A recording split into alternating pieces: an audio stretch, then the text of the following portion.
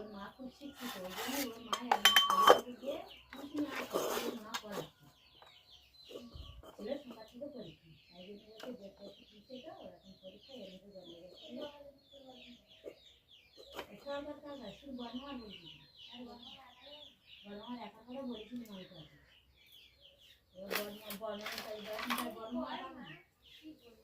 না না, এটা এরকম চাপা থাকা না, এরকম থাক, এরকম করে করে কেটে যায় গেলে তো আরো ভালো, আমার মঙ্গল।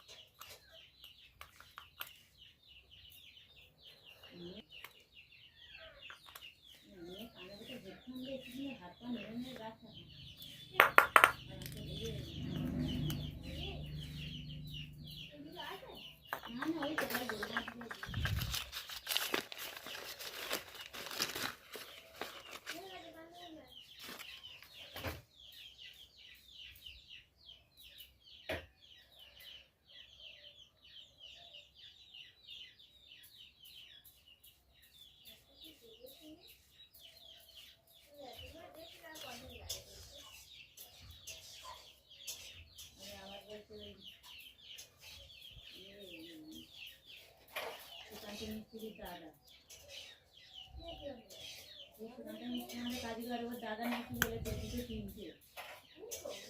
দুটো তিনটে কার মিস খবর দিচ্ছেন। ওর দাদা তো এখানে থাকো, দাদা তো বউ চলে গেছে ইয়েতে কি বলে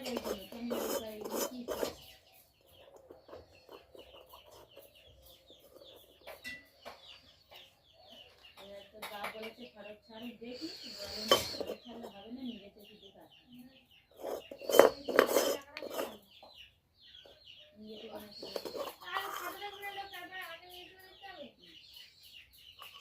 কার সাহসে কি কোথায় ঘুরবি, আমার তোরা বলে দিলেন, তোরা তো এখন জ্ঞান বুদ্ধি হয়েছে, বাইরে বাইরে চলে যান।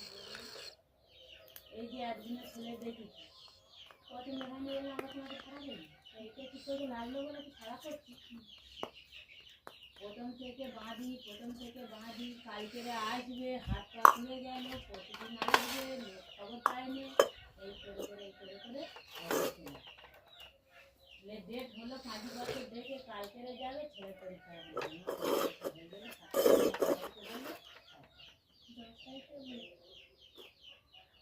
তারপরে এবার এরকম যদি হয় তাহলে দেখতে হবে।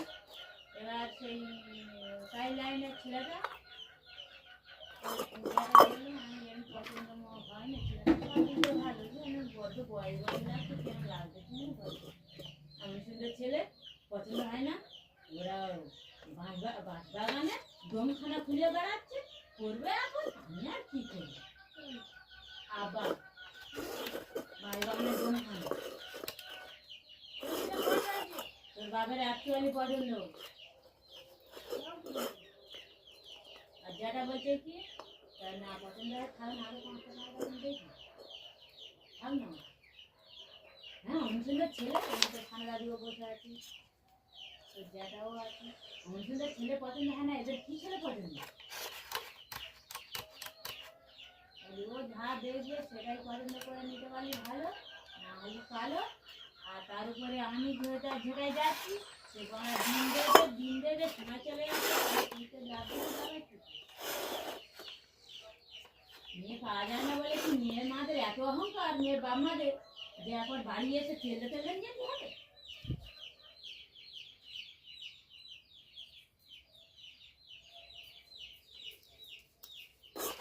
অ্যাকচুয়ালি যে ফোন করেছিল ওইটাইতে লেগে গেলি মনে ছিল। এত ঝোল ঝামেলা না।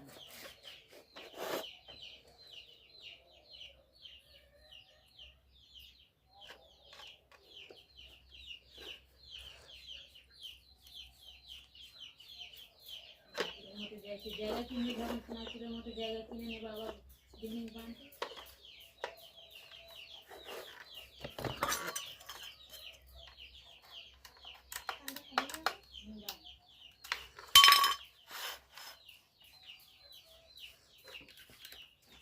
হজম হয়ে যাবে। ওই কালকে আবার দীপঙ্কর বলে গেছে আমি একটা লোক আজকাল মধ্যে আসবো। ঘর ভাঙলে রে মা, তোমাদের দিদির বাড়ি যা লোক কোন পাতে ফোন শুট করে কোন জিনিস চেনা যাবে দেখছি না। আমার ঘরের জিনিস সব বলছে, আমার ঘরে ভর্তি করে নেবো কাঠ ফুটে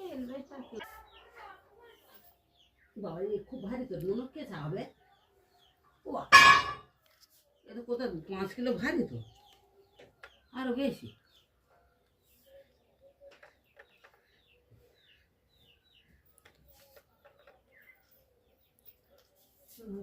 দেখছি বাবা।